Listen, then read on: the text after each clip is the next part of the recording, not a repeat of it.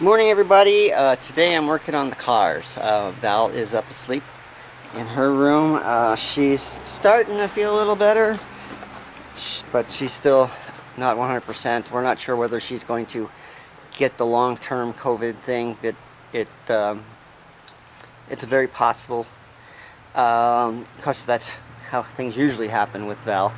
So I've come out here to look at the Subaru. This is the Subaru. I'm sure you guys have seen it. Val calls it Blueberry. Not running right now. Boomer and I are out here looking at it. Boomer just wants to cuddle with me all day, so he's being kind of a pain. But before I start on that, I'll show you the issues I'm having on the truck right now. The truck runs fine, but since I'm in part of the country where it snows half the year, we have issues with rust, and I need to replace the rocker panels. I already started tearing this one out. I have bought rocker panels. I got a lot of rust, cancer that I need to fill or cover. Truck runs great, has no problems with it. It's old, it's got a lot of miles on it, but it runs really good.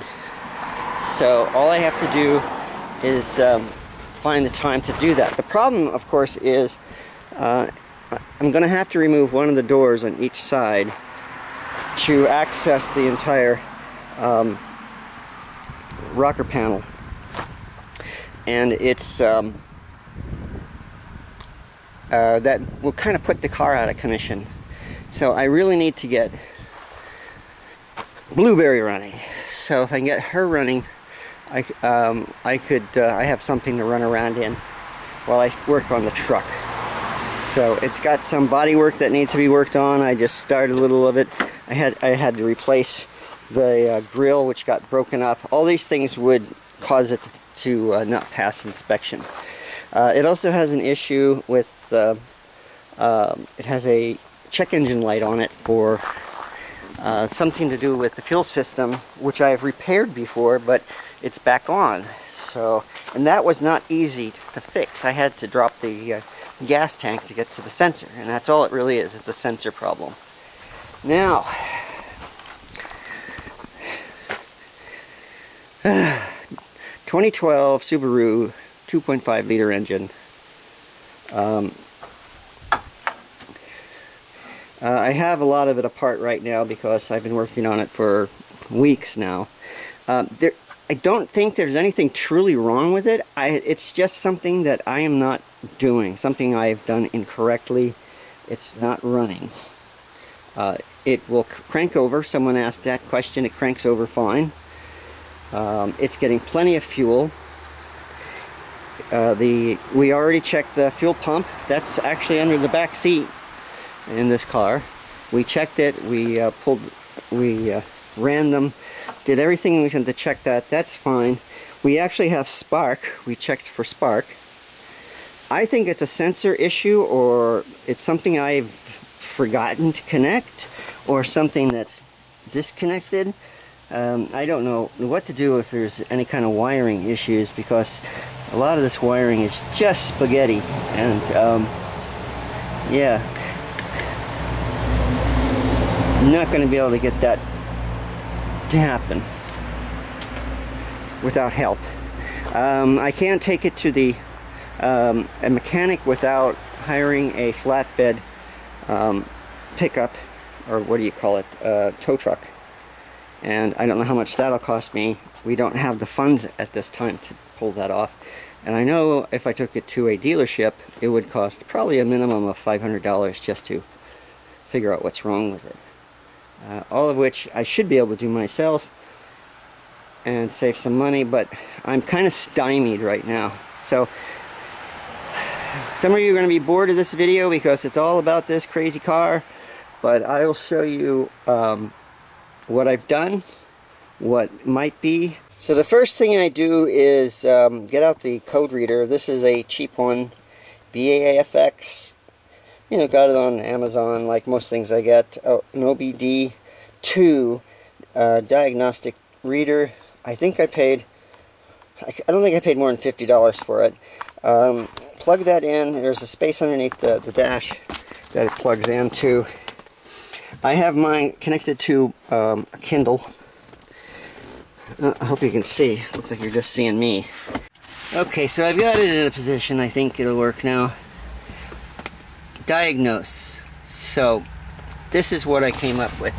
I've got a P104, which is a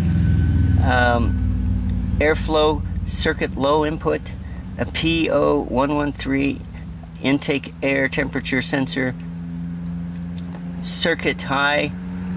I have oh, it doesn't like my catalytic converter, needs to be replaced.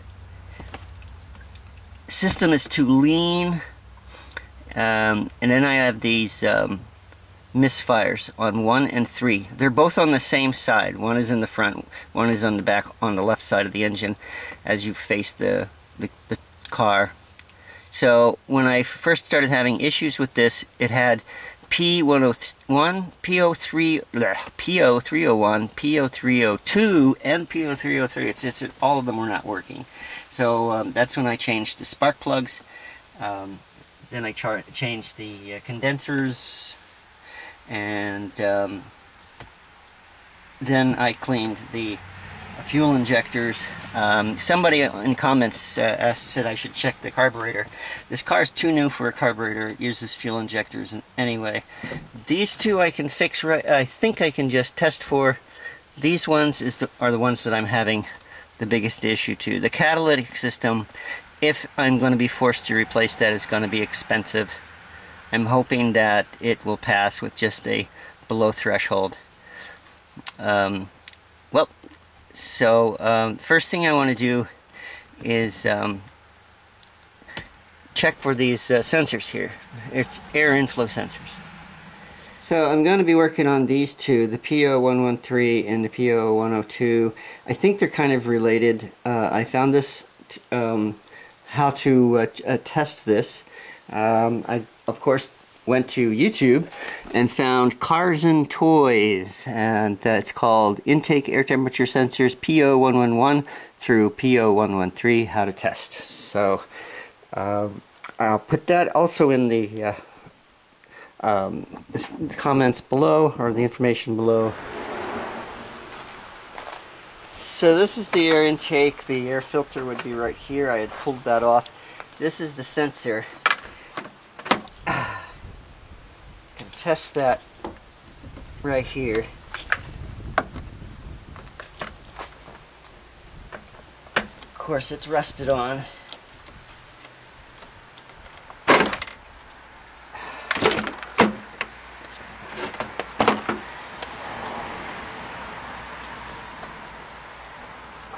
Got one of them.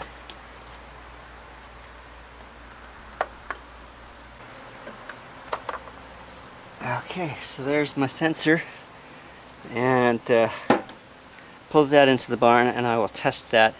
I don't think there's anything wrong with it personally, but I think it just needed to be put together correctly, which I don't think it is. So we'll see what, let's just check to see if it's okay. Okay, now to test this sensor, I attached it to the two most right prongs here to my tester, and I have it on 200K with the omega symbol. Right now it's listed, it's saying 2.0. It has to do with temperature. I don't exactly know what it means. Onboard computer does. Now, in order to test it, what I need to do is to heat it up to see if it reacts. If it reacts, it's supposed to go down in temperature. I have a heat gun, which is probably too powerful, but I will be careful. And this should go down.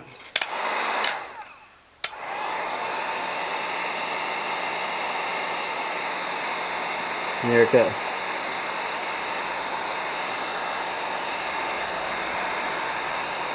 So this should go right back up after it cools off. So it's working, so that's not a problem. It was probably just giving me that because it wasn't set up correctly. So back to the drawing board. Alright, so this is the lead to the fuel pump. Goes to the fuel. Gotta get this out of the way. Stay there. I need to remove this bar,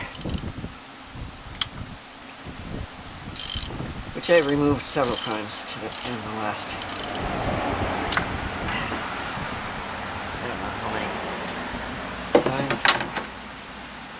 Because this is piston 1 and 3, and those are the ones that are saying they're misfiring still.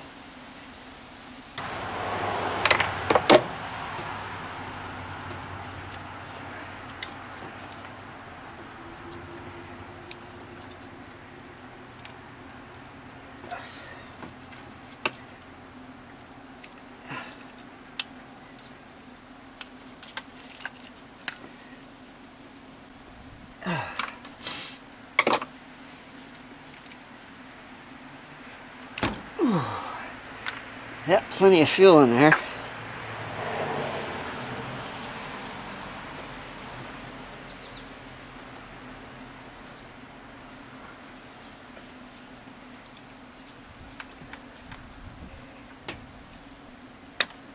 Jeez.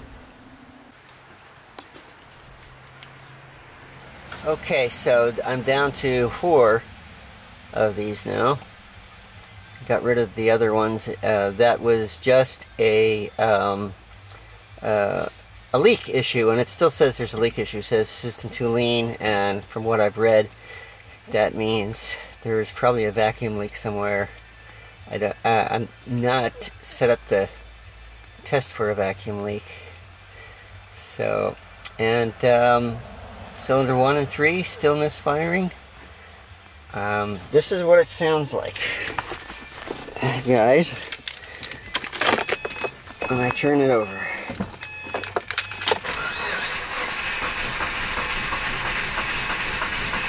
Sounds like it wants to go, but it won't. So that's where I'm at today.